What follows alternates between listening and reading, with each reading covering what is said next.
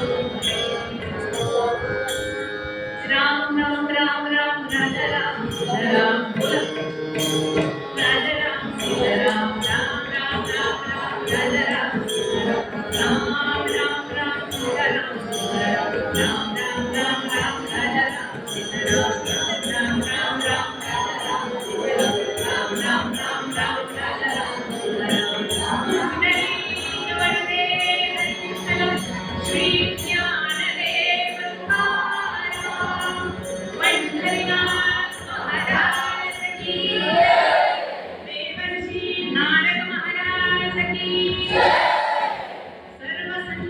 की जय, कृष्णा माई की जय. जय जय रघुवीर समर्थ मंगलमूर्ती मोरया.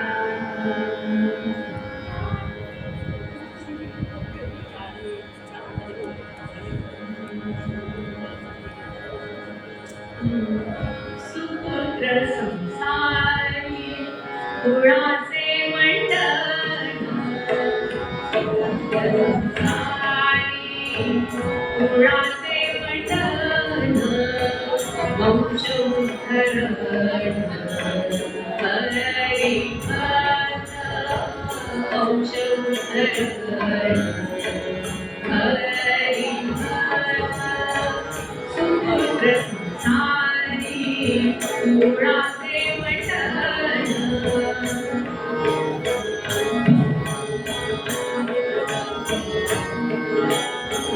भक्त तरे थारी 42 डोळे, भक्त तरे थारी 42 डोळे, भक्तीचे मुळे जगदोद्धार, भक्तीचे मुळे जगदोद्धार. जगधारकारी सुपुत्र संसारी, जगधारकारी सुपुत्र संसारी, वेदना चारी पापरूप, वेदना चारी पापरूप. पापरूपी नारायण पापांनी जाणावे, पापरूपी नारायण पापांनी जाणावे, दयाची देणवे देवराम, दयाची देणवे देवराम. सुपुत्र संसारी कुळाचे मंडन,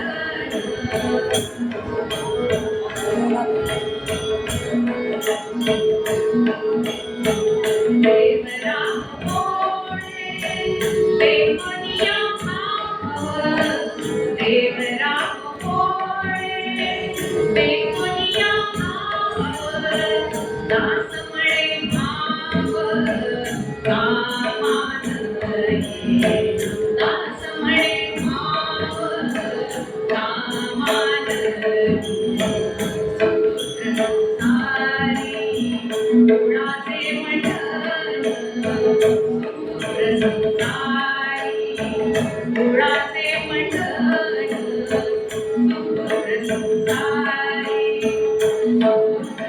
संसारी, सुपुत्र संसारी कुळाचे मंडन.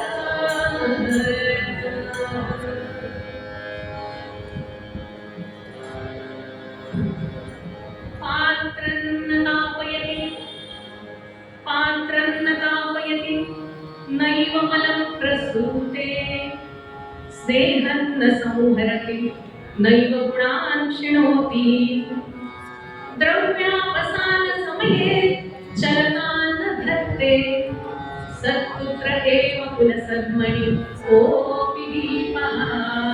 भगवान गोपाल कृष्ण महाराज की जय. मुलांनो, एक 2 ओळीमध्ये कीर्तन म्हणजे काय हे सांगते. कीर्तन म्हणजे काय तर आपण संतांचा अभंग एक घेतो.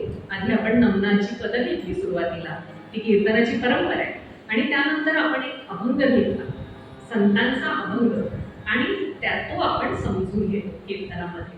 आणि नारदीय कीर्तनामध्ये त्याला अनुषंगिक एक आख्यान म्हणजे छानशी गोष्ट अशी बघत असतो. तर आज जो आपण अभंग घेतलाय, सुपुत्र संसारी कुळाचे मंडन, वंश उद्धरण हरिभक्त, अभंग आहे समर्थ रामदास स्वामींचा. तुमच्या लक्षात आलंच असेल, दास म्हणे शेवटच्या चरणामध्ये आलं ना, दास म्हणे, तिथे नाममुद्रा असते संतांची. तर समर्थ रामदासांचा हा अभंग आहे. आपल्याला माहिती आहे समर्थ रामदासांची गोष्ट, लग्नाच्या मंडपातून सावधान म्हटलं की ते निघून गेले, पळून गेले. का? तर प्रपंचाच्या फंदात न पडता परमार्थाचा छंद त्यांनी लावून घेतला. आणि हा असा की आज या संत महात्म्यांचे इतके आपल्यावर उपकार आहेत. त्यांनी केलेलं साहित्य जे आज आपल्यासाठी त्यांनी करून ठेवले ते इतकं अगाध आहे. मी म्हटलं ना परमार्थाच्या छंदात, तसं त्यांनी बरंचसं साहित्य बऱ्याच वेगवेगळ्या छंदांमध्ये. मुळात ही मुलं मराठी मीडियमची का, मग तुम्हाला ही भाषा कळेल. छंद वगैरे साहित्य प्रकार तुम्हाला माहिती आहे ना, तर वेगवेगळ्या छंदांमध्ये वेगवेगळ्या वृत्तांमध्ये त्यांनी खूप रचना केल्या. जसं आपल्याला माहिती आहे मनाचे श्लोक, बरोबर आहे ना, भुजंग प्रयाग वृत्तामध्ये आहे ते. प्रत्येक चरणामध्ये 12 अक्षर म्हणजे भुजंग प्रयाग. किती सुंदर सगळं तत्वज्ञान एवढेसे छोटंच एवढंसं पुस्तक असतं ते, बरोबर आहे. त्याच्यामध्ये इतकं सुंदर तत्वज्ञान मनाचे श्लोकांमध्ये पुन्हा आम्हाला कळावं असं, अगदी तुमच्या वयातही कळेल असं तत्वज्ञान त्यांनी लिहून ठेवले. दासबोध आपल्याला माहिती आहे ना, जय जय रघुवीर समर्थ असे आरोळी ते त्यांचे शिष्य सगळीकडे फिरायचे. आणि तेव्हा समाजाला एक प्रकारची अवकळा आली होती. आणि तेव्हा समर्थांनी, त्यांना समर्थ का म्हटलं जातं, तर त्यांनी या समाजाला एक उभारी दिली. समाज मन जे पूर्ण कोलमडून गेलं होतं, अनेक परकीय स्वाऱ्या होत होत्या आणि पूर्णपणे आपला स्वाभिमान जो मनुष्याचा महाराष्ट्र देशीच्या तो रसातळाला गेला होता, ते पुन्हा उभारायचं काम समर्थांनी केलं. त्यांच्या शिष्यगणांनी केलं. त्यांनी अनेक मठांची स्थापना केली आणि अनेक प्रकारे उपदेश केला. त्यांचा आपल्याला दासबोध माहिती आहे, मनाचे श्लोक माहिती आहे, आत्माराम हा ग्रंथ त्यांचा माहिती आहे आणि त्यांचे अभंग आहे. ज्या अभंगांमधून त्यांनी साधी शिकवण दिली. आता हा अभंग बघा, या अभंगामध्ये काय तत्वज्ञान सांगतायत का फारसं नाही. त्यांना एवढी तुमची आमची तळमळ की ते तळमळीनं सांगतात की तुमच्या घरामध्ये पुत्र झाला तर तो कसा हवा, सुपुत्र कसा असावा. मॅडमनी एक काम माझं निम्म काम केलं. त्यांनी सांगितलं की सुपुत्र आणि सुकन्या दोन्ही हे महत्वाचं. त्यामुळे आता आपण जे काही सुपुत्र म्हणून बोलणार आहोत ते कोणी आपलं मूल, आई वडिलांचं मूल, म्हणजे मुलगा असो मुलगी असो, ते कसं असावं. तर हा जो अभंग आहे काय म्हणतात समर्थ, काय म्हणतात, हा अभंग दाम यमक अलंकार म्हणतात. तुम्हाला हे सगळं खूप उपयोगी पडेल. दाम यमक अलंकार म्हणजे काय की जी चरणाचा शेवटचा शब्द असतो तोच दुसऱ्या चरणाचा पहिला शब्द असतो. बघा काय म्हणतात सुपुत्र समर्थ, सुपुत्र संसारी कुळाचे मंडन, वंश उद्धरण हरिभक्त.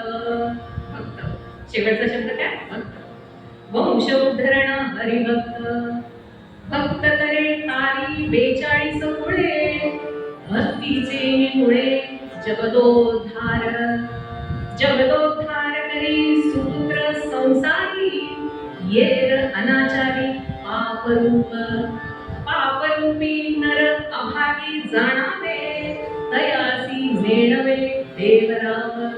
देवरावोळे देखुनिया भाव, दास म्हणे माव कामाये. सुंदर शब्द, सोपे असा अभंग आहे. आता नारदीय कीर्तनाची एक परंपरा असते.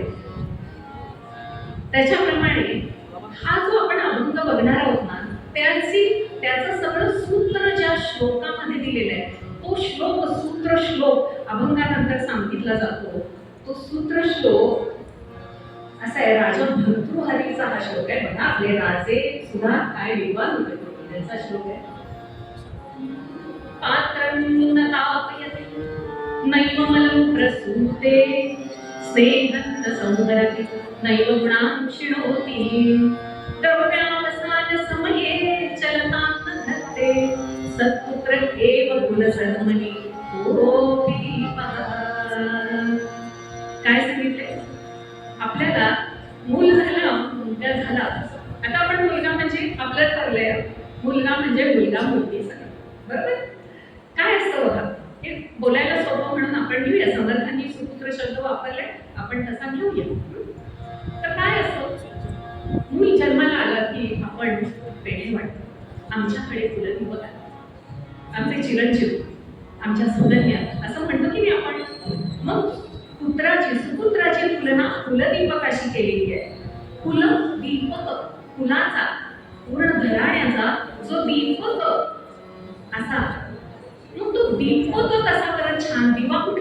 छान ते या श्लोकात सांगितले, पात्र न तापयते. तो दिवा चांगला. बघा आपल्याला जेव्हा खास काही असतं ना तेव्हा आपण जुने दिवे काढतो. आजी काढते, आपली आई म्हणते आजींना सासूबाई तुमचा तो दिवा द्यावं का, कारण त्याचा ना घाट चांगला आहे म्हणते, म्हणजे त्याचा असा मोठा असतो, त्याचा घाट छान असतो, तो जास्त तापत नाही. तो दिवा लावल्यानंतर पात्र न तापयती, जो दिवा जास्त तापत नाही. पात्र न तापयती नैव गुणान् क्षणोति. क्षणोति म्हणजे कमी करतो, गुणान् म्हणजे वात खात नाही जास्त, ठीक आहे, वात सुद्धा ज्याची हळूहळू जळते. पात्र न तापयती नैव गुणान् क्षणोति. स्नेह न संहरति. स्नेह त्याच्यामध्ये जे काही आहे ते जास्त खात नाही ना जो दिवा, तो चांगला.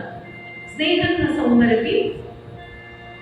काय झालं, पात्र न तापयति नैव गुणान् क्षणोति. स्नेह न संहरति. आणि जो हलत नाही जास्त, जी वात आहे ना ती जास्त हलत नाही, असा दिवा चांगला. मग आता सुपुत्र कसा, त्याची तुलना दिव्याशी केली आहे. मग सुपुत्र पण कुठला चांगला, जो पात्र न तापयति, म्हणजे जो कुटुंबाला त्या कुणाला ताप देत नाही, त्याच्यामुळे कुठलाही त्रास होत नाही. आणि काय करतो, नैव गुणान् क्षणोति. जे काही पूर्वापार त्याला त्याच्या पूर्वजांनी जे काही कमवले, जे काही गुण त्याच्यामध्ये दिले, त्याला तो कमीपणा देत नाही, त्याच्यामध्ये वाढ करतो. स्नेह न संहरति. जे काही घराण्याकडून, आई वडिलांकडून, आपतेष्टांकडून त्याला जे प्रेम मिळालेलं आहे त्याची तो हानी होऊ देत नाही असा. आणि त्याच्या पुढचं फार महत्वाचं आहे. दिवा कसा, द्रव्यावसान समये. द्रव्य आत जे काही आहे तेल तूप, द्रव्यावसान समये म्हणजे त्यातलं तेल तूप संपत आल्यानंतर चलतान न धत्ते. जो दिवा जास्त असं फडफडत नाही जेव्हा तेल तूप संपत येतं तेव्हा. मग तसंच जेव्हा फुलाची संपत जी असते ती संपत आली तर जो विचलित होत नाही असा सुपुत्र म्हणजे त्या फुलाचा कुलदीपक. अशी तुलना त्या कुलदीपकाची, म्हणजे जो सुंदर दिवा आणि सुपुत्र असा तुलना करणारा राजा भर्तृहरीचा हा सुंदर श्लोक आहे. मग आता काय सांगतायत समर्थ, पुत्र प्रत्येक कुळामध्ये असा यावा की जो सुपुत्र व्हावा. मग तो सुपुत्र काय करतो, वंश उद्धरण. साहजिक आहे, वंश चालवतो, बरोबर आहे ना. पुत्र झाला, वंश चालणारच आहे पुढे. वंश उद्धरण हा तर महत्वाचा त्याचा आहे रोल, बरोबर. पण तो कसा असला पाहिजे, हरिभक्त. हा शब्द फार महत्वाचा आहे. आता समर्थ इथे हरिभक्त म्हणतात, मग ते आजच्या काळामध्ये आपण कसं समजून घ्यायचं बरं. तर हरिभक्त म्हणजे काय, आम्ही काय आता टाळ्या घेऊन बसू काय मॅडम, असं नाहीये. हरिभक्त म्हणजे काय की ज्याची श्रद्धा हवी आहे. हरी हा कोणी असू शकतो, देव हा कोणीही असू शकतो. तो साक्षात देव असू शकतो, तो निसर्ग असू शकतो, आपली कृष्णाबाई नदी असू शकते. तिची भक्ती, तिच्यावर श्रद्धा केली तर तुम्ही एक प्रचंड मोठे खूप चांगले पर्यावरणवादी आणि एक सायंटिस्ट होऊ शकता. जे काही आहे त्याच्यावर श्रद्धा. हरिभक्ती कशासाठी, हरिभक्ती एवढ्यासाठी असते की त्याच्याने माणसामधला अहंकार कमी होतो. आणि अहंकार कमी झाला की आतमध्ये प्रत्येकामध्ये आत जे तत्व आहे तेच खरं तर देव आहे. देव तत्व, देव हा आपल्या आतच आहे. तो अहंकार फक्त वरचा तो त्यागला पाहिजे. आणि तो कशामुळे होतो, भक्तीमुळे अहंकार जातो, म्हणून हरिभक्त. मग आता आपला प्रत्येकाचा देव वेगळा असेल ना, बरोबर आहे ना. म्हणजे मी काही जातीपाती धर्माचं नाही बोलत आहे. प्रत्येकाचा देव वेगळा. म्हणजे आता या मुलीची जी काही आता तिचा जो काही आश्रम आहे, म्हणजे तिचं वय जे आहे, तिचं आता कर्तव्य, तिच्यासाठी, तुम्हा सगळ्या मुलांसाठी तुमचा देव आता काय, अभ्यास हा तुमचा देव असला पाहिजे, बरोबर आहे. आणि त्या देवावर भक्ती असली पाहिजे. आपली आई असते, आईचा काय देव, आई कशात देव बघते, मुलांमध्येच बघते, बरोबर आहे. तिला देवपूजा करायला पण काही वेळेला वेळ नसतो, पण ती संसार आपला इतका निगुंतीनं करत असते, आपल्या आपल्या मुलांचं इतकं छान बघत असते, आपले वडील आपल्यासाठी तळमळून काहीतरी करत असतात. समजा देश चालवणारे कोणी आहेत, बरोबर, आपण निवडून दिलेले लोक आहेत, त्यांचा धर्म काय, त्यांचा देव काय, तर ते नीट चालणं, समाज काम करणं, हा त्यांचा देव झाला, बरोबर आहे. मग हरिभक्त कसा असला पाहिजे, हा असा की जो काही तुमचा आता धर्म आहे, तुमचा जो काही आता आश्रम आहे, विद्यार्थी धर्म, शेजार धर्म, धर्म म्हणजे तो धर्म नव्हे, मातृधर्म, पितृधर्म, शेजार धर्म, असे अनेक धर्म आहेत. मानवता धर्म तो जो आहे तो धर्म जाणून आणि भक्त, मग हा भक्त जो असतो तो अतिशय अहंकारी अजिबात नसतो, निर्मोही असतो. मग तो हे भक्तीमुळे गुण आपोआप येतात. हे अनेक संतांनी सांगून ठेवलेले आहे की भक्तीमुळे काय होतं, तर मनुष्याचा कायापालट होतो. त्यामुळं तो हरिभक्त असावा ही पहिली खूप समर्थ सांगतात. कारण का, भक्त तरे तारी 42 पुढे. आपला जो पुत्र आहे, आपली जी कन्या आहे, ते आपल्या कुळाला तारणार आहेत पुढे, बरोबर आहे ना. हळूहळू थकत जातात आई वडील आणि त्यांची चिंता, माणसाला चिता आणि चिंता एका टिंबाचा फरक आहे फक्त. तर ती चिंता जी असते ना, ती हळूहळू तिकडे येते, ते काढून टाकते. त्यामुळे मनुष्याचे गात्र हळूहळू थकतात आणि त्याला असं वाटतं की आपल्याला कोणीतरी घ्यावं, आपल्या खांद्यावरती आता हे घ्यावं. आणि हल्ली मुलं मुली सगळे घेतात, पण मग तो काय, तो तुलाला तर तारतोच तारतो, पण काय करतो, 42 पुढे तारतो. म्हणजे कशी, तो जर पुत्र, ती जर कन्या उत्तम असेल तर ती काय करते, 42 पुढे. कुठली आणि मातुला घराण्याची 21 आणि पितृ घराण्याची 21, असा 42 पिढ्यांचा उद्धार एक सुपुत्र, एक सुकन्या करते. आणि जो हरिभक्त सुपुत्र आहे, तो हरिभक्त सुपुत्र जगताचा उद्धार करतो. जगदोद्धार करी सुपुत्र संसारी, ये रानाचारी पापरू. त्या व्यतिरिक्त जे कोणी नर आहेत त्यांना पापरूप जाणं असं म्हणतात समर्थ, सर्टिफिकेट देत आहेत. हे नसेल तर ते पापरूपी आहे. कारण का, आपण जन्माला येतो तेव्हा अनेक प्रकारची ऋण असतात आपल्यावर आणि ती ऋण फेडायची असतात. मातृपितृ ऋण हे पहिलं असतं, ऋषींचं ऋण असतं, समाजाचं ऋण असतं, जगताचं ऋण असतं, निसर्गाचं ऋण असतं. हे फेडलं पाहिजे. म्हणून जो असा सुपुत्र आहे हरिभक्त, तो जगताचा उद्धार करतो. आणि समर्थ पुढे सांगतात की ते पापरूपी नर आहे, त्यांना देवराव काही, त्या देवरावाला ते काही फारसे आवडत नाही. मग देवराव ओळे देखुनिया भाव. काय पाहिजे, जे काही करतो, ज्याची कशाची भक्ती करतात, जो काही आपला आता देव आहे, तो देव मी सांगितलं तसा काही असू शकतो, त्या देवाची भक्ती करताना तुमचा भाव काय आहे हे बघत असतो देव. देव बघतो म्हणजे काय, तुम्ही अनेक अशी उदाहरणं बघितली असतील की ज्याचा हेतू चांगला आहे, जे कार्य करताना त्या माणसाचा अतिशय सच्चा हेतू असेल आणि त्याच्या स्वार्थाचा लवलेशही नसेल, तर आपण अनेकदा बघतो की चमत्कार घडतात, अक्षरशः चमत्कार घडतात. ते कुठलं डायलॉग नाही तर येते, ओम शांती मध्ये काय येते, सारी कायनात काय येतो, पुरी कायनात उसने लगते, असं काहीतरी. तुम्ही नाही बोलता इकडे पण, की जेव्हा असं काही खूप तुम्ही प्रचंड इच्छा असते तेव्हा पूर्ण कायनात म्हणजे पूर्ण विश्व तुम्हाला तुमचा तो काही हेतू आहे तो पूर्ण करण्यासाठी, त्याला एक उत्तम असं यश देण्यासाठी पूर्ण जणू पूर्ण हे निसर्ग आणि त्याला ज्याला आपण भगवान म्हणू, हे ईश्वर तत्व तुम्हाला सहाय्य करतं आणि चमत्कार घडतात. एक मंगलयानाचा तो मूवी आहे बघा, त्याचं काय नाव आहे, जरा आता हे सगळं शोधा गुगलवरती. मंगलयान कुठलं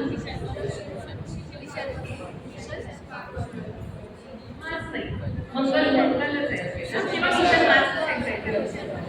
मिशन मंगळ, तो बघा तुम्ही. तर किंवा तुम्ही हिस्ट्री काढून बघा आपली, जेव्हा इस्रो जेव्हा सुरू झाली तर तेव्हा इतक्या प्रतिकूल परिस्थिती होती आणि हे सगळे शास्त्रज्ञ, या शास्त्रज्ञांचा देव काय होतो तेव्हा, हे सगळं करायचंय. आपल्या देशाला असं उज्ज्वल करायचंय की अवकाशामध्ये सुद्धा आम्ही पुढे आहोत हे दाखवायचे. आणि ते झपाटले गेलेले होते. भाभा अनुसंशोधन केंद्र आणि हे सगळं चालू होते. या सगळ्या गोष्टी ते अक्षरशः भारावून गेलेले होते सगळे. आणि हे सगळं चाललेलं होतं आणि अनेक संकट आली आणि असं वाटत होतं आता काही हे म्हणजे उड्डाण होणार नाही. आणि अचानकपणे सगळं पालटून गेलं. जे बाहेर म्हणजे ढग जपून आले होते आणि बरेच काही अडचणी येत होत्या. आणि तेव्हा आपल्याकडे फारसी अवेलेबिलिटी पण नव्हती. आपल्याकडे काही नसताना अत्यंत कमी खर्चामध्ये, कारण गरीब देश आपला तसा भारत, या क्षेत्रामध्ये तर आपण कुठेच नव्हतो. आणि मग अक्षरशः म्हणजे चमत्कारच आहे ना एक प्रकारे. तर हे का होतं? जेव्हा तुमच्या पॉझिटिव्ह जेव्हा वेळ सगळ्यांच्या तिथे स्वार्थ नसतो, जेव्हा ती भक्ती एक होते, ती श्रद्धा असते आणि अत्यंत सात्विकपणे फक्त ते आणि तेच हा तेव्हा जेव्हा तुमच्या डोळ्यासमोर असतं, तेव्हा अक्षरशः असे ज्याला आता म्हणू नको आपण चमत्कार याला, पण अशा बद्दल तुम्हाला सहाय्य केलं जातं. त्याला म्हणतात कृपा. मग आपण ईश्वर कृपा म्हणतो, मातृकृपा म्हणतो, पितृकृपा म्हणतो. ती कृपा जी आहे ना ती एक वेगळी फार अर्थ आहे त्या कृपा शब्दाला. दोन अक्षरी शब्द आहे पण त्याला फार वेगळा अर्थ आहे. मग तसंच पिता कृपा कोणावर करतो? सुविद्य धन मेळवी, सुविद्य धन मेळवी, वचन आईके आवडीची, प्रपंच भरले शिवी, करी कृपा पिता त्यावरी. मोरोपंतांची एका काय म्हणतात की जो सुविद्य आहे, सुविद्य आहे, धन कमवतो. धन कसं कमवायचं? आता जो हरिभक्त आहे तो कसं धन कमवेल? बघा हे सगळं फार महत्वाचं आहे. कारण आजची पिढी आपण बघतो पैशाच्या मागे नुसतं लागलेलं आहे. तर जर का त्या पैशाबरोबर ही जी आता सगळं आपल्या पुढे पायावर लोळत येते ऐश्वर आणि टेक्नॉलॉजी कुठे कुठे चालली आहे, जर का त्याचा जो पाया आहे हा जर हरिभक्तीचा नसेल, भक्तीचा श्रद्धेचा नसेल, तो जर अहंकारावर पोचलेला पाया असेल, तर मग काय होईल सांगा बरं. आणि हेच आपण बघतो की कित्येक वेळा आपण बघतो की जे काही अगदी अतिरेकी सुद्धा बघा तुम्ही, ते इतके मोठमोठे शिकलेले उच्च शिक्षित असतात काही वेळेला. मग काय होतो असं? त्या शिक्षणाचा उपयोग काय झाला पाहिजे खरं सांगा? शिक्षणाचा उपयोग काहीतरी शाश्वत चांगलं घडण्यासाठी झालं.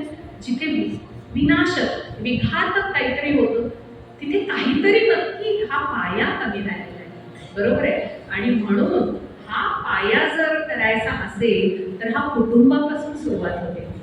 आणि म्हणून असा सुपुत्र घडवण्याची जबाबदारी पण मातेवर येते. म्हणून कन्या सुद्धा सुकन्या बनल्या पाहिजे. त्याच एक पुढे सुपुत्र घडवणार आहे. असा सुपुत्र बघा तुम्ही, आपण आईचा सुपुत्र बोलतोय, पण असा एक सुपुत्र होता समर्थांच्याच काळामध्ये. कोण हो सांगा? छत्रपती शिवाजी महाराज. कसं घडवलं त्यांना? मातेनं त्यांच्या वडील तिकडे दूरदेशी होते आणि इकडं तसं घडवलं. आणि तो कसा सुपुत्र घडला की त्यानं अनेक त्यांच्या पिढ्यांचा तर काय जगदोद्धार केला की नाही. प्रभू रामचंद्र सुपुत्र म्हणून प्रभू रामचंद्राचं उदाहरण दिलं जातं. का तर प्रभू रामचंद्र हे काय होते? एक पत्नी व्रत, हो ना, उत्तम पुत्र. बरोबर आहे. का उत्तम पुत्र त्यांना म्हटलं जातं? कारण त्यांनी राजा दशरथाच्या वचनासाठी दुसऱ्या दिवशी राज्याभिषेक होणार आहे, दुसऱ्या दिवशी राजा बनणार आहे. आणि त्या राजपुत्राला कळतं की आज वनवासाला जायचं. आणि केवळ वचन जे पित्याने दिलेलं आहे, खरं तर वचन यांनी पित्याला दिलेलं होतं का? प्रभू रामचंद्रांनी नाही. आपल्याला गोष्ट माहिती आहे, पित्याने दिलेलं वचन, पण पित्याचा शब्द हे होऊ नये म्हणून त्यांनी 14 वर्ष वनवास पत्करला. असे प्रभू रामचंद्र, याला म्हणतात सुपुत्र. मग असा सुपुत्र आपण गुणात्मक बोलतोय, संख्यात्मक नाही. कौरव 100 होते, बरोबर ना? गांधारीला 100 पुत्र होते. पण काय झालं? कारण का संख्येवर काही अवलंबून नाही, त्याचे गुण काय आहे, तो काय करतो. दुर्योधन म्हणत होता की मला सगळं कळतं, मला धर्म अधर्म सगळा कळतो, पण माझी ती प्रवृत्ती होत नाही. हा त्याचा प्रॉब्लेम आहे. मग हे जे असतं याच्यासाठी म्हणून या गोष्टी ऐकणं, संतांचा सहवास आपल्याला आता कुठून मिळणार? संतांनी अनंत उपकार आपल्यावर केले. हे जे ग्रंथ निर्माण करून ठेवले त्याच्यातून संत आज आपल्यामध्ये आहे. या संतांचा सतत आपण काही वाचलं पाहिजे. आपल्या घरामध्ये आज पालक पण आहे, म्हणून हा आपण लक्षात ठेवला पाहिजे की थोडं का होईना मुलाला देवाला नमस्कार करायला शिकवा. हा देव भोळेपणा नाही. आपल्या घरामध्ये तसं वातावरण राहू दे. यानं आपल्या मुलामध्ये खूप वेगळे गुण वाढणार आहे, जे आपल्याला आता कळणारच नाही, त्यालाही ते कळणार नाही. हे सगळं कळतं त्याचं जेव्हा चरित्र मंदिर उभं राहतं त्याच्यावरती, तेव्हा कळतं. म्हणून हरिभक्त हा शब्द समर्थांनी वापरलेला आहे. आणि असा सुपुत्र असावा. आणि मग असा सुपुत्र 100 झाले म्हणून मोठी माता होईल का? नाही. मग एकच पुत्र होता, कोण? की ज्यानं त्याच्या मातेचा उद्धार केला. एक पुत्र होता एका मातेला, कोण? अंजनी माता, जिचा पुत्र हनुमान. एकच पुत्र, पण त्यानं काय केलं? तो एवढा मोठा रामभक्त झाला. आणि इतकं आजही आपण रामायणामध्ये राम आणि सीतेशिवाय, रामाशिवाय दुसऱ्या कोणाची पूजा केली जाते? रामायणात एवढी पात्र आहेत, सांगा बरं मला. इतकी पात्र आहेत रामायणामध्ये. रामाशिवाय दुसरी पूजा कोणाची केली जाते? फक्त हनुमानाची. म्हणून काय म्हणतात तुकाराम महाराज म्हणतात, पुरे तो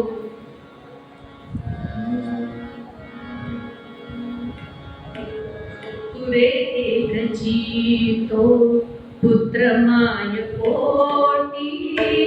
पुरे एक जीतो पुत्र माय कोटी. नाम स्मरते उद्धरे कुळे कोटी. पुरे एक जीतो पुरे एक जीतो.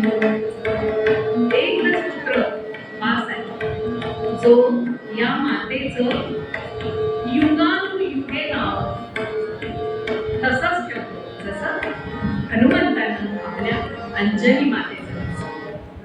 महासुपुत्र त्याची उपमा कोणाशी केली जाते? तर शिंपल्यामध्ये पोटी असतो, बरोबर? शुक्तिकेचे पोटी मुक्ता फळ. शुक्तिका म्हणजे शिंपला, त्याच्यामध्ये काय असतो? मोती. शुक्तिकेचे पोटी मुक्ता फळ. रंभा गर्भी कर्पूर निर्मळ. गिर्युदरी हिरा तेजाळ. पैसा सूत्र संसारी. जसा शिंपल्यामध्ये मोती असतो, मोती कसा असतो? पांढरा शुभ्र. त्याला अच्छिद्र कीर्तीचा सुपुत्र झाला पाहिजे, मोत्यासारखा, बरोबर आहे? मोती अलंकारामध्ये कुठे घालतात? नथीत घालतात, बरोबर आहे ना? कारण का तो शोभा वाढवतो, अलंकाराची त्या चेहऱ्याची शोभा वाढवतो. तसा हा सुपुत्र मोत्याप्रमाणे असणारा, अच्छिद्र कीर्तीचा, सर्वांप्रती समान असा सुपुत्र कुळाची शोभा वाढवतो. रंभागर्भी कर्पूर निर्मळ. रंभा म्हणजे काय? केळी. आज तुम्हाला खूप समानार्थी शब्द कळतील. रंभा म्हणजे केळी. केळीच्या पोटामध्ये म्हणजे केळीच्या आत कापूर असतो असं म्हणतात. मग तो कापूर कापूर कसा आहे? कापूर जाळल्यानंतर एक मंद सुगंध बसतो आणि तो जाळल्यानंतर काहीही शिल्लक राहत नाही, म्हणून तो देवापुढे जाळतात. म्हणून कापराला महत्व आहे. आरतीमध्ये कापूर जाळतात ना, पण तो काही शिल्लकच ठेवत नाही आणि एक सुंदर मंद असा सुगंध पसरवतो. तसा सुपुत्र असावा की आपल्या कुळासाठी त्यानं असं जावं की ज्याचे तिथे वाच्यताही त्यानं करू नये आणि त्याच्या कीर्तीचा मंद सुगंध असा वाऱ्यावरती पसरावा. गिर्युदरी हिरा तेजावाड. गिर्युदरी म्हणजे पर्वताच्या उदरामध्ये किंवा खाणीमध्ये काय मिळतो? हिरा. हिरा हे सगळ्यात कठीण द्रव्य आहे, माहितीये ना. मग तो हिरा आणि सगळ्यात मौल्यवान असा हिरा तिथे मिळतो.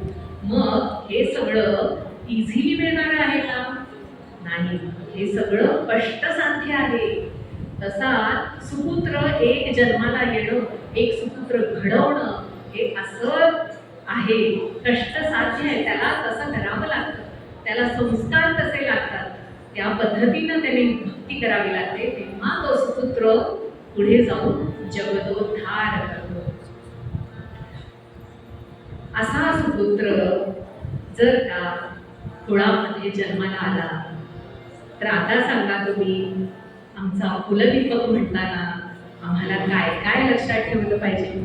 खरं तर अजून खूप आहे, पण आपल्याला अजून आख्यान घ्यायचंय. त्यामुळे आपण एक सांगतो, हिरा सुद्धा कसा, हिरा ठेविता ऐरणी. हिरा आपण जर ठेवला आणि त्याला जर मारायला गेलं तर हिरा काय म्हटलं मी तुम्हाला, अतिशय कठीण असतो. काय होतो? तो करणीचा होय चुरा. जो हिरा, खरा हिरा कुठला की जो मोडत नाही कशानेही, त्याच्यावर घाव घातला, घणी घातली तरी त्या करणीचा चुरा होतो. तसा सुपुत्र, जसं आपण म्हटलं शिवाजी महाराज, किती संकट आली हो, किती संकट आली, पण तो त्या मातेचा सुपुत्र, तो त्याच्यातूनही प्रत्येक वेळी तावून सुलाखून निघाला आणि त्यानं असा उद्धार आहे. म्हणून समर्थ म्हणतात, सुपुत्र संसारी कुळाचे मंडळ, सुपुत्र संसारी कुळाचे मंडळ, वंशम करत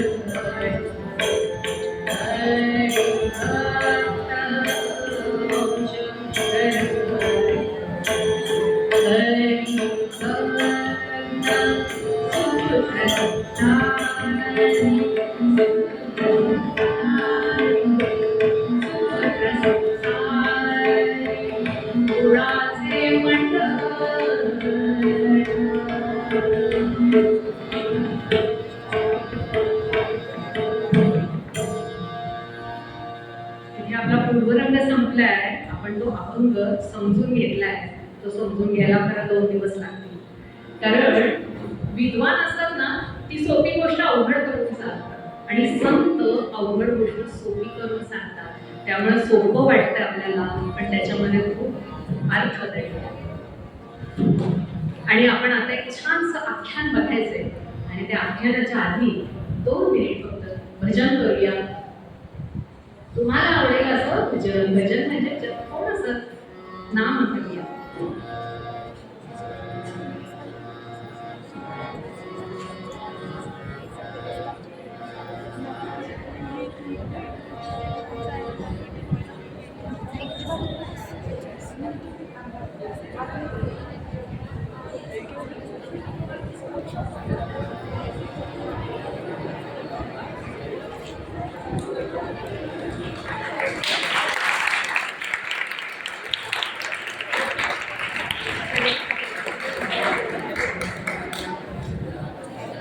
छोटंसं भजन 1 सेकंदाचं, 1 मिनिटासाठी. श्रीराम जय राम जय जय राम म्हणायला आपल्याला काही वाटणार नाही. म्हणा, श्रीराम जय राम जय जय राम, श्रीराम जय राम जय जय राम, श्रीराम जय राम जय जय राम, श्रीराम जय राम जय जय राम, श्रीराम जय राम जय जय राम, श्रीराम जय राम जय जय राम, श्रीराम जय राम जय जय राम, श्रीराम जय राम जय जय राम, श्रीराम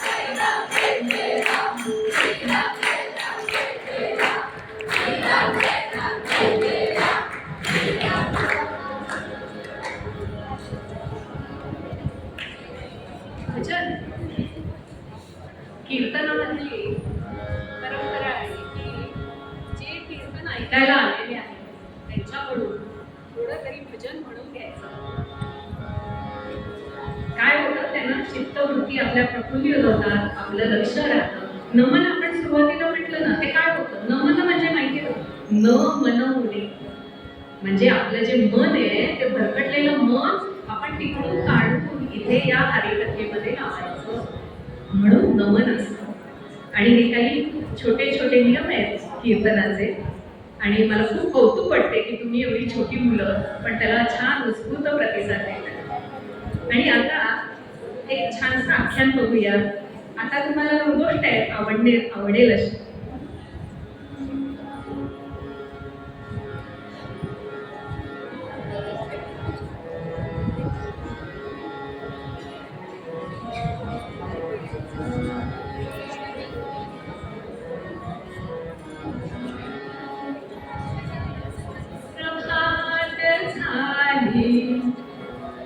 प्रभात झाली दिशा उजळल्या, मावळली विरजली. प्रभात झाली दिशा उजळल्या, मावळली विरजली. ब्रह्मांडाच्या नयनावरची ओसरली लागली. पूर्वसमुद्री छटा पसरली रम्य सुवर्णाची. कोणी उधळली मोठली लाल गुलालाची. कशाचं वर्णन आहे? प्रभात समयीचं वर्णन. सुंदर प्रभात झालेली आहे, निशा मावळली आहे. निशेचा जो एक असा आळस होता सगळ्या सृष्टीवरती तो उतरलाय, आणि तिकडे पूर्वेकडं एक सूर्यबिंब हळूहळू हळूहळू वर येत आहे. आणि काय होतं, आतापर्यंत अंधार होता, आणि काय झालं तिथं, तर कोणी उधळली उठली लाल गुलालाची. जणू काही एखादं छोटंसं बाळ खेळत आलं आणि त्यांना अल्लडपणे ती गुलालाची वाटी अशी उधळली, तर जसा असा गुलाल तसं पूर्व दिशेला दिसायला लागले. आणि मग काय झालं, ही अशी झाल्यानंतर पूर्व समुद्री छटा पसरली रम्य सुवर्णाची. कोणी उधळली मोठली लाल गुलालाची. क्षितिजाची कण सारवली बघ उज्ज्वल दीप्तीने. सृष्टी सतीने कणा घातले ही अनुपम लीले. ही अनुपम लीले. काय झालं असं, जे पूर्व दिशेला गुलाल उधळला, ते सूर्यबिंब वर आलं काय, आणि काय झालं, सृष्टीचा सगळा मूळ पालटून गेला. आणि असं वाटायला लागलं की एखादी सती सौभाग्यवती एखादी अलंकार घालून जशी आली तशी ती सृष्टी सगळी उजळून निघाली. अलंकार एक ग्रहाचे नाहीत, हे निसर्गाचे अलंकार जे अतिशय काय ते फक्त आणि फक्त ते एक बिंब वर आलं काय, आणि हे सगळं झालं. हे रोज होतो, 365 दिवस होतो. आपण बघतो का? आमचा पण दिवस उजाडतो.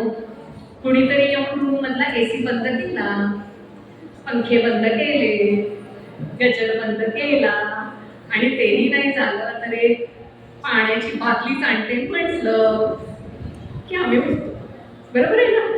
पण निसर्गानं सोय करून ठेवली आहे इतकी सुंदर की तेव्हा सगळी सृष्टी ताजी तवानी होऊन जागी झाली आणि हे कधी जागं होतं त्या वेळेत? वेळेत झोपलं नाही तर मग हे असं वेळेत जागायचं. आज हे जे काही आपल्या हातात छोटंसं ते भूत आलंय ना, त्यांना तुमचं काय, आमचं सुद्धा सगळं कल्याण केलेलं आहे. त्याच्यामुळे सगळा निसर्ग चक्र बिघडायला लागले. पण हा सूर्यदेव येतोय आणि सृष्टीला जणू काही अलंकृत केलंय त्यानं. आणि या प्रभात समयी आपण जायचंय एका तपोवनामध्ये. एक तपोवन आहे, सुंदर परिसर आहे तिथं. आणि तिथले सगळे जे तिथली सगळी मुलं आहेत ना, ती केव्हाच कामाला लागली आहेत सूर्य उगवायच्या आधी. आणि तसाच एक अतिशय तेजपुंज असा एक युवक आहे. त्यानं माडाची अशी झावळाची केसुनी हातात घेतली आणि तो अंगण झाडतोय. तो गुरूंच्या आश्रमात आहे आणि त्या आश्रमात तो अंगण झाडायला लागलाय. एका फटकाऱ्यासाठी सगळा केर तो बाजूला करतोय. तेजपुंज चेहरा आहे हा. आणि थंडी आहे, शरद ऋतू आहे, दवबिंदू पडले. ते दवबिंदू खरं तर झाडावरून ओघळत आहे, पण याला काही थंडी वगैरे वाजत नाहीये. का बरं? कुठे राहिलाय? गुरुगृही राहिलेला आहे. तुमच्या आजच्यासारखा अजून घेतो पांघरून म्हणून असं झोपत नाहीये. काय करते तो? आला आळस झाडून गुरुगृही, विद्यार्जना बालक, सेवा सद्गुरुची सदा करीतसे, हो नित्यची तारक. थंडी पाऊस ऊन नापतितले, स्वप्नी कधी सुख, अभ्यासी रत नित्य करीतसे, नित्य स्मरतसे, प्रेमे जगत चालक. पंढऱ्यात महाराज की जय. या मुलानं आलेला आळस झटकून, म्हणजे त्याला काही येत नव्हता का? येतो. आलेला आळस झटकून उठलेला आहे तो. गुरुगृही राहतोय आणि सद्गुरूंची सेवा करतोय, अभ्यासामध्ये रस आहे हा.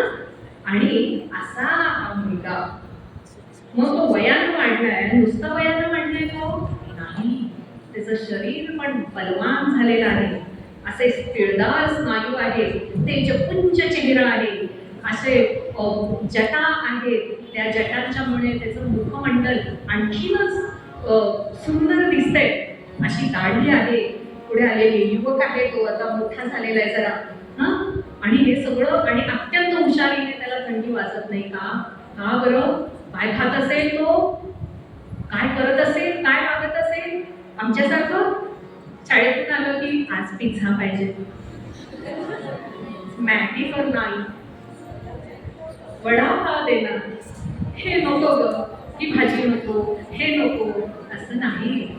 मुळात हा गुरुजींकडे राहत होता आणि आहार काय? त्या आश्रमातल्या गायी आहेत, त्याचं दूध अत्यंत सात्विक असा आहार, कंदमुळं असा आहार, कंदमुळांचा नित्य आहार. बर, आहार फक्त शरीरासाठी असतो का? दुसराही आहार लागतो.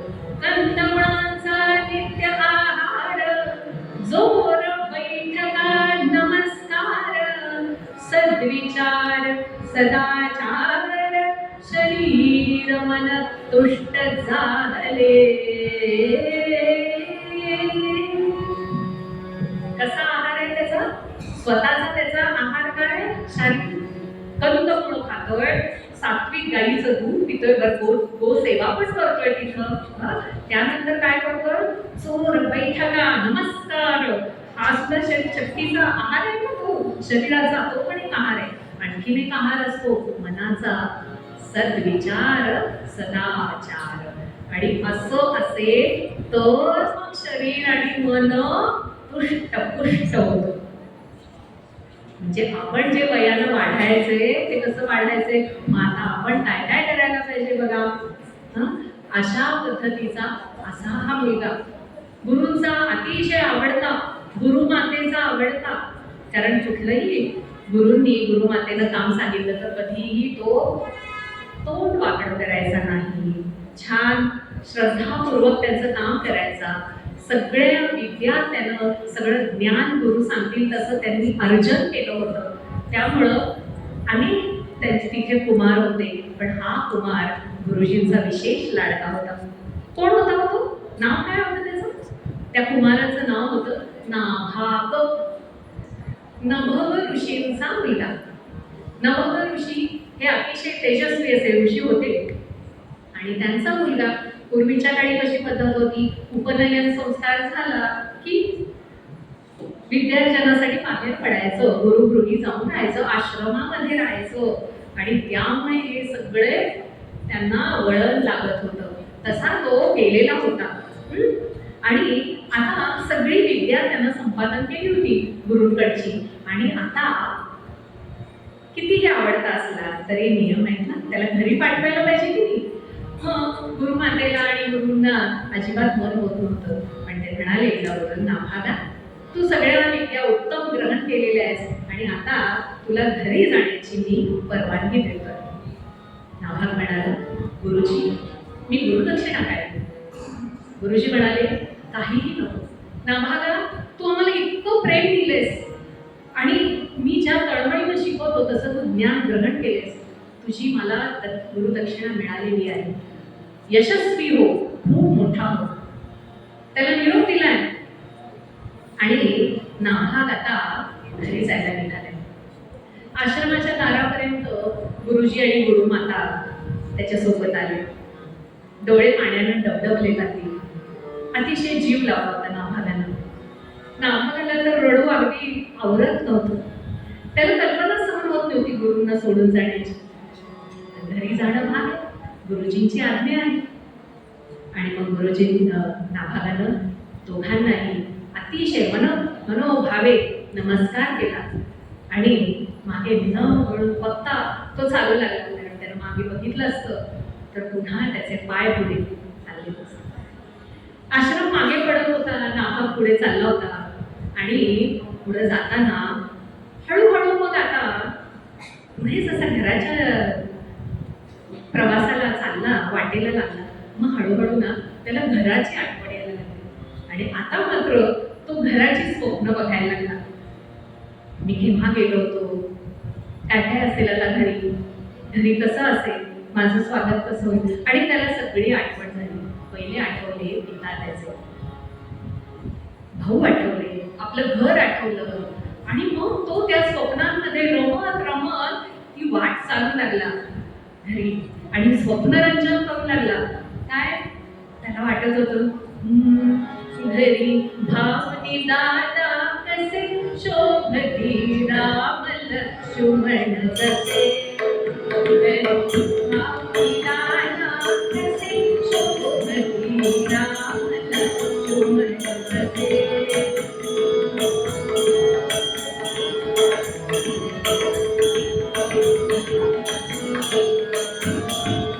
वडिलांची आठवण,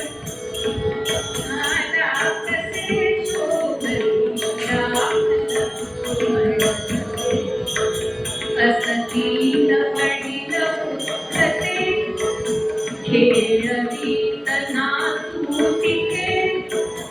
असतील वडील पुत्रते, खेळवीत नातू तिथे. ते ओळखतील मजकते, घरी आपली दादा कसे शोभती राम लक्ष्मण. वडील ओळखतील का मला? हे असं मी आता हे असं जटाल दाढी वाढले, मला ओळखतील का असे? आणि काय असतील वहिनी मग कशा. मला आठवते दादाचं लग्न झालं होतं, किती गोड होती बहिणी. आता ती पण मोठी झाली असेल आणि दुसऱ्या भावाचं पण लग्न झालं असेल. असतील वहिनी मग कशा, सद्गुणी सुख गोडशा. असतील पत्नी मजकसे, घरी भावनी दादा कसे शोभती राम लक्ष्मण कसे. आणि आता नातवंड झाली असतील, माझ्या भावाला मुलं झाली असतील. अरे त्यांचा मी काका, मी असून काका खरा, मी असून काका खरा.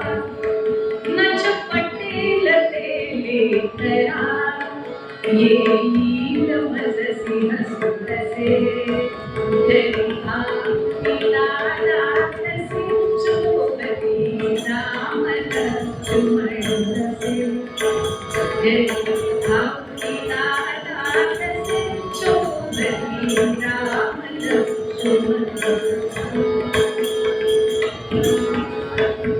ही छोटी मुलं मी काका आहे पण ते ओळखणारच नाही मला आणि मग मात्र मला हसू येईल आतापर्यंत वहिनी हसत होत्या असं तो स्वप्नरंजन करत करत आणि मग तो म्हणाला वहिनी पण मोठी झाली असेल नातवंड असतील बाबा ओळखतील की नाही भावांना किती आनंद होईल नाताला भाऊला किती आनंद होईल वा वा वा वा असं करत तो चाललाय आणि म्हणाला मी ना आता वहिनीकडून सगळे लाड करून घेणार आहे काही नाहीये पण वहिनीकडून मात्र मी सगळे लाड करून त्याच्यामध्ये एक लहान मुल पण होतं हा आणि आता लाड करून घ्यायचे असं स्वप्न रंगवत तो आला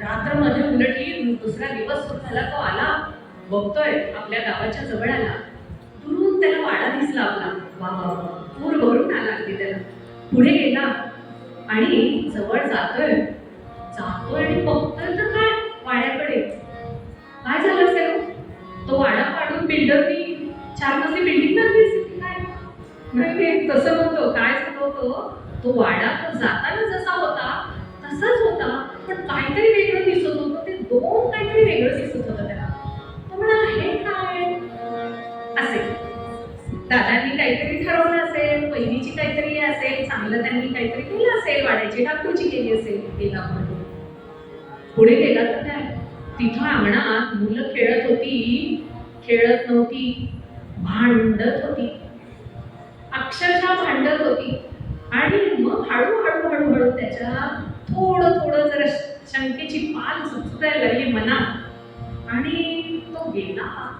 त्याचा दादा तिकडे होता दुसरा दादा होता त्यानं बघितलं आणि नाभागाला बघून काही आनंद वगैरे काही फार झाला नाही दादाला असंही त्याला काहीतरी बहुतं वाटलं ओझरलं नसेल म्हटलं तसं काही तो म्हटला दादा अरे काय रे ते वाडा काय असं काय दिसतोय मला काय केलंय दाबूजी केली का दादा म्हणाला नाही आम्ही वाड्याचे 2 भाग पाडले आणि आता आम्ही चूल वेगळी केली असं त्याच्या छातीत एक बारीकशी कळ त्याला काही हे अजिबात आवडलं त्यानं जी स्वप्न रंगवली होती ती वेगळीच आणि अक्षरशः त्यांनी 2 भाग केले होते वाड्याचे त्याला नाभागाला कळेल ना की काय करू मी जाऊ तरी कुठे आता नाभाग म्हणाला अरे असं कसं केलं दादा तुम्ही बरं मला सांग बाबा कुठे आहे आणि माझा वाटा कुठे आहे म्हणाला हे 2 भाग झाले पण माझा वाटा कुठे आहे दादा थोडा चरकला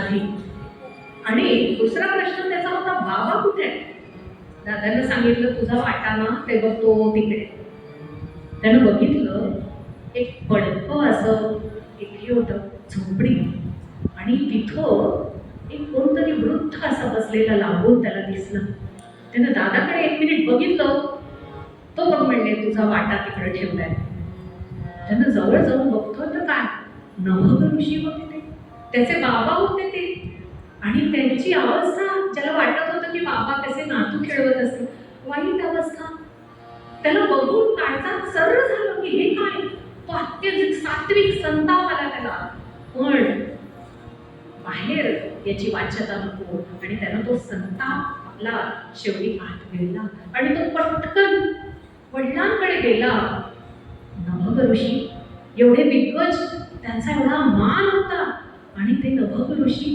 असे गतप्राण होऊन राहिलेले त्यांची कातडी अशी लोंबत होती आणि डोळे खोल गेलेले होते त्यांच्या डोळ्यांमध्ये कुठेही जीवनाविषयीची काही सुद्धा तळमळ दिसत नव्हती ते डोळे असे विझून गेल्यासारखे झाले होते हा गेला बाबांना हात मारली लांबून बाबांजवळ गेला बाबांना मिठी मारली बाबांनी हात फिरवला त्याच्या गालांवरून बाबा अक्षरशः देवाची आराधना करत होते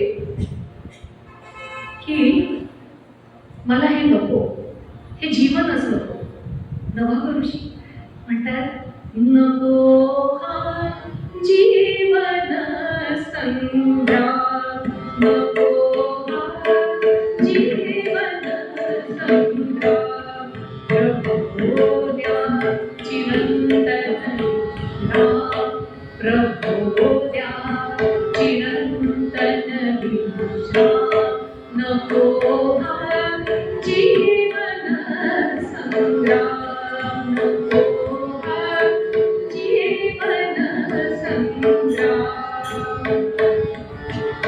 हृदयेचे सावणावर जागला देह अस्थिचर वैतव्या धाडून यमधर्म चिरंतन विश्राम नको हा जीवन संग्राम नको हा जीवन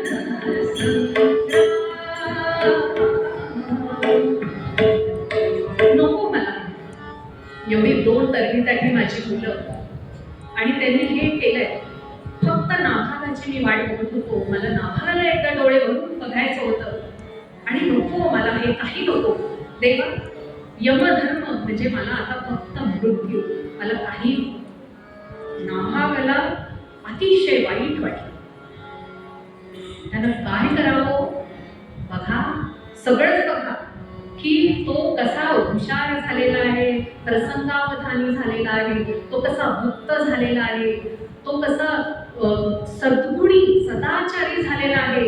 हे सगळं अशा परिस्थितीमध्ये सात्विक संताप जो मनात आलेला होता त्या दादा होतो त्याला दबवला.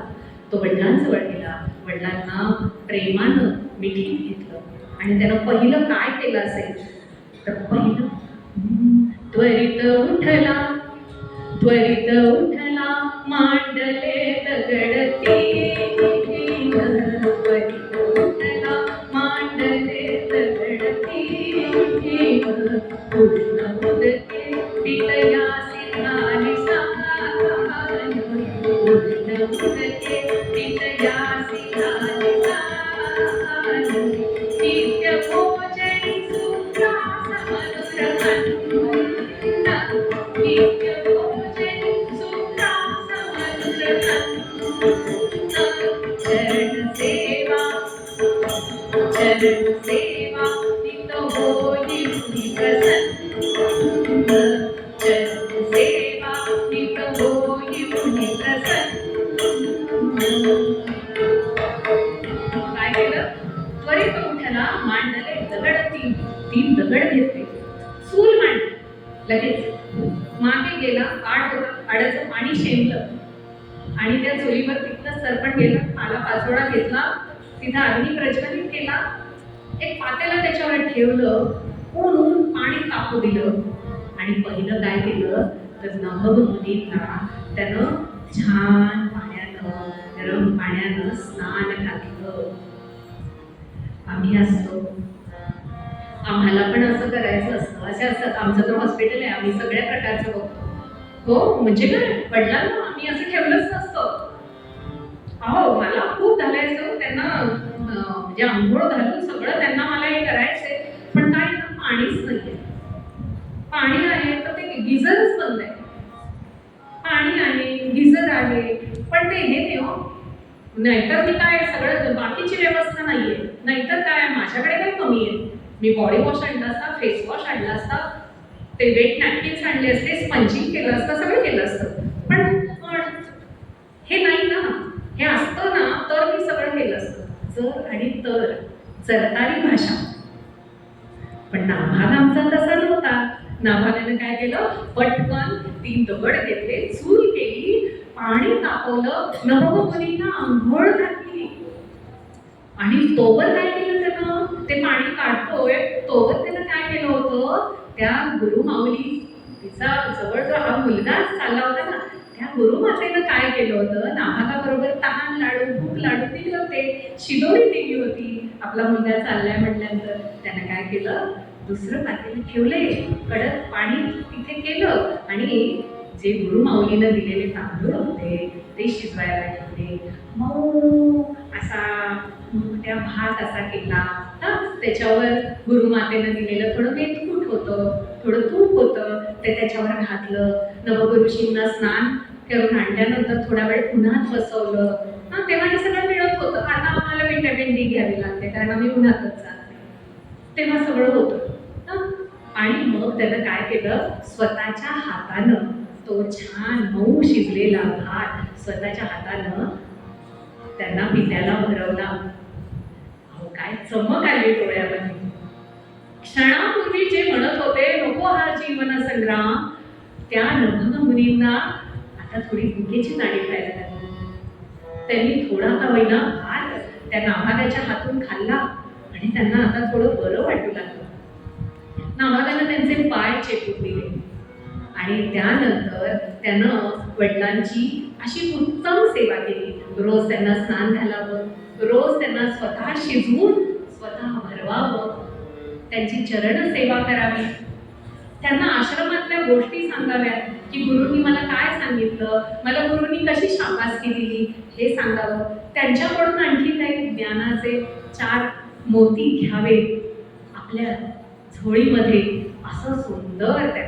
आणि मग हळूहळू नभग मुनींची त्वचेचा रंग मांडू लागला, त्यांच्या डोळ्यामध्ये चमक येऊ लागली, त्यांना तरतरी येऊ लागली, त्यांचं मन अगदी प्रसन्न झालं आणि हा उत्तम सेवा करतो.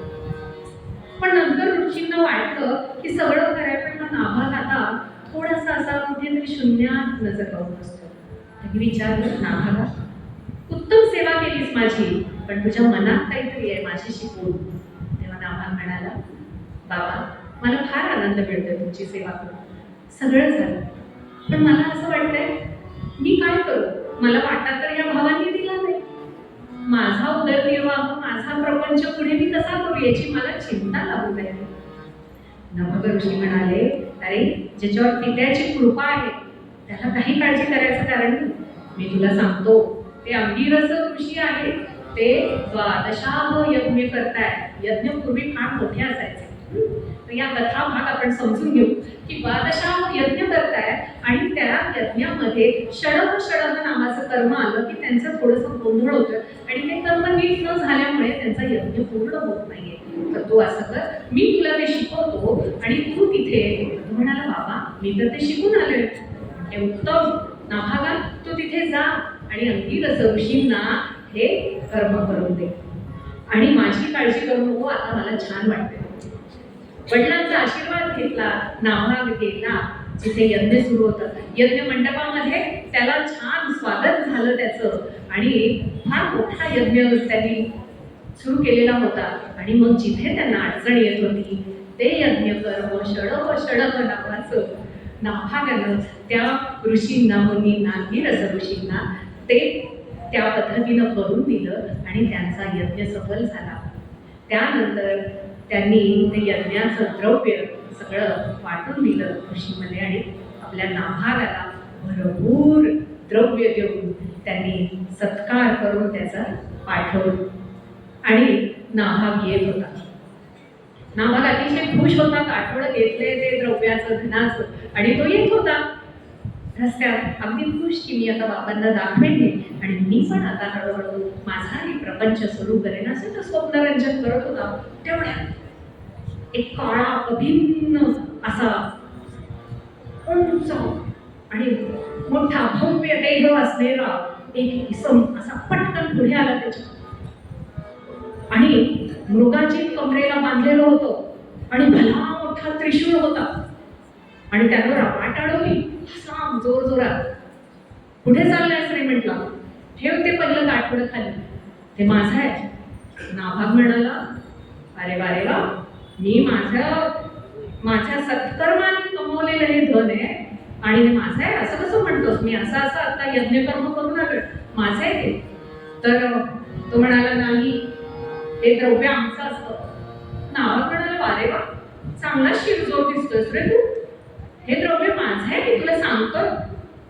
नाही म्हटला, तुझ्या वडिलांना विचारून ये, तुझ्या पित्याला विचारून ये, हे द्रव्य आमचं असतं. नाभाग म्हणाला, मी जाईल विचारायला. ठीक आहे, येतो विचारून, थांब इथे. नाही म्हटलं, ते गाठोडं इथं ठेवून जा. वा रे वा म्हटला, मी जाईन आणि गाठोडं द्रव्य माझं सगळं घेऊन जाशील की. अजिबात घडणार नाही, तुझ्या पित्याला विचारून ये, हे द्रव्य आमचं. नाभाग गेला नभग ऋषींकडे, सगळी घडलेली हकीकत सांगितली. आणि बाबा असं असं. नभग ऋषी ऐकताय, म्हणाले, पुन्हा सांग त्या इसमाचं वर्णन. त्यानं सांगितलं, असा काळा अभिन्न भव्य देह होता, मृगाची घातलं होतं आणि हातात त्रिशूळ होता म्हटले मी. आणि ते काय म्हणत होते, हे द्रव्य आमचं आहे. मग नभग ऋषी म्हणाले, अरे नाभागा, तुझं भाग्य मोठं, ते साक्षात शंकर आहे. आणि द्रव्यामधला जो शेष भाग असतो तो रुद्राचा, असं म्हणून ते तसं म्हणतायत. तर तुला त्यांचा आशीर्वाद मिळालेला आहे, त्यामुळे तुमचा नाभाग पळत गेला आणि त्यांच्या पायावर डोकं ठेवलं. म्हटलं, प्रभू मी ओळखलं नाही तुम्हाला. आणि ते बघितलं त्यांनी, शंकर भगवान साक्षात त्याच्या पुढे उभे राहिले होते आणि त्यांचं ते तेजपुंज रूप. कैलास राणा शिवचंद्र भोळी, मणिंद्र माता मुठी जळाळी, काव्य सिंधू भवत्काली, तुझवी नशो मज कोण तारी. आणि शंकरांनी साक्षात त्याला दर्शन दिलं आणि ते म्हणाले, नाभागा, मी तुझ्यावर प्रसन्न आहे. तू ज्या पद्धतीनं पित्याची सेवा केलीस आणि ज्या पद्धतीनं तू भक्तिपूर्वक श्रद्धापूर्वक सगळं कर्म करतो आहेस, हे द्रव्यच काय, मी तुझ्या आयुष्याचं कल्याण करतो. असं म्हणून शंकरांनी त्याला आशीर्वाद दिला आणि नाभागाच्या आयुष्याचं कल्याण झालं. हा असा एक कथाभाग म्हणून आपण पाहायचं. तसंही आपण नवीन चित्रपट बघतो, त्याच्यामध्येही वेगवेगळ्या कथा असतात. पण ह्या अशा कथा, ही भागवतामध्ये आलेली कथा आहे. काही वेळेला किती छान वाटतं अशा कथा आपल्याला ऐकायला, हो की नाही? असं पण कधीतरी काहीतरी आपल्या कानावर पडावं. आपली ही जी ज्ञानेंद्रिय आहेत 5, या ज्ञानेंद्रियांमधून आपण काय घेतो हे फार महत्वाचं आहे. मगाशी आपण जो म्हटलं नाभागाचा आहार काय होता, तर हा सगळ्या प्रकारचा आहार, त्या इंद्रियांना आपण विषय काय पुरवतो, कसे पुरवतो. आणि आज असं झालंय की आजच्या याच्यामध्ये आपल्याला इच्छा असून सुद्धा आपण या मुलांना चांगलं काही देऊ शकू की नाही असं वाटतंय. तर म्हणून संत साहित्य जसं मगाशी म्हटलं तसं उत्तम प्रकारे, ज्याच्यामध्ये केवळ आणि केवळ त्यांनी उत्तम सदाचारी कन्याची शिकवण दिली आहे. मनाचे श्लोक काय आहे, सगळे संत हे थोर मोठे सामाजिक शास्त्रज्ञ होते म्हणायला हरकत नाही. आणि त्यांचा सगळा भर हा उत्तम माणूस घडवण्यावर आहे. त्यामुळे संस्कृत जाऊ दे, पण आपल्या दासांचा आपण अभंग घेतला होता. आपल्या रामदास स्वामींनी मराठीतून सगळी पद्यरचना केलेली आहे. मनाचे श्लोकाचं पुस्तक 5 रुपयाला मिळतं किंवा ते फुकट वितरित होतं, म्हणून आम्हाला त्याची किंमत नाही. किंवा त्यातले पहिले 5 श्लोक आपल्याला पाठ असतात, त्यामुळे आपल्याला वाटतं मला मनाचे श्लोक येतात. पण नाही मुलांनो, एक काम करा, रोज 2 श्लोक वाचा. कुठलंही पाठ उघडा आणि काही वाचा.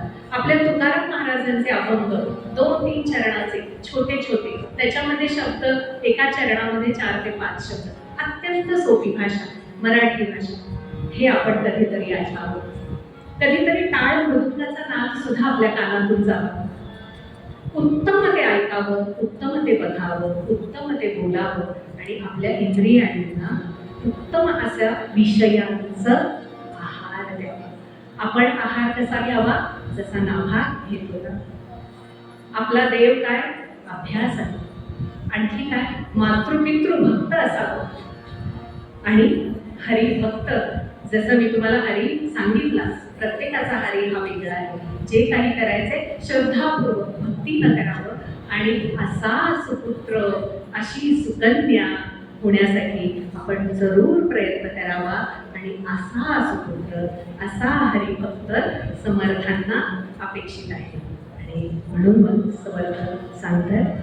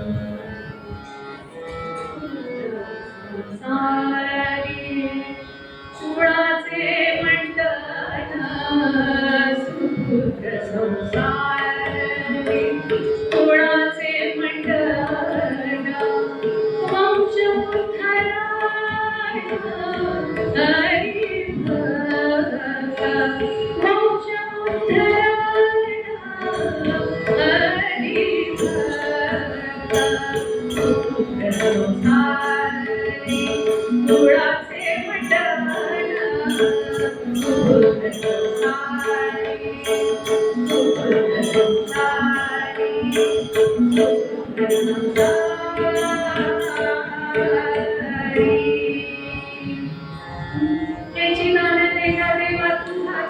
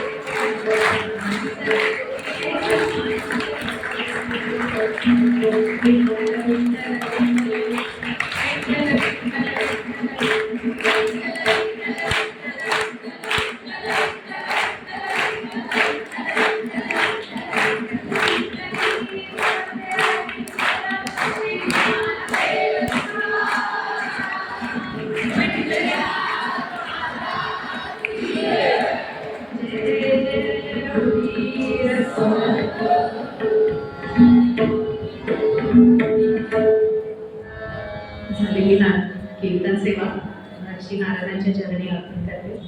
आणि तुम्ही सर्वांनी खूप छान या मुलांचं कौतुक आहे की त्यांनी शांतपणे बसून अख्खं कीर्तन ऐकलं. त्यामुळे तुमच्यासाठी एकदा जोरदार टाळ्या.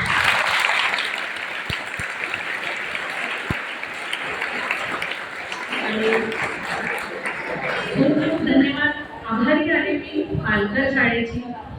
पालघर मॅडम मला भेटल्या आणि त्या दिवशी असाच विषय झाला आणि आमचं ठरलं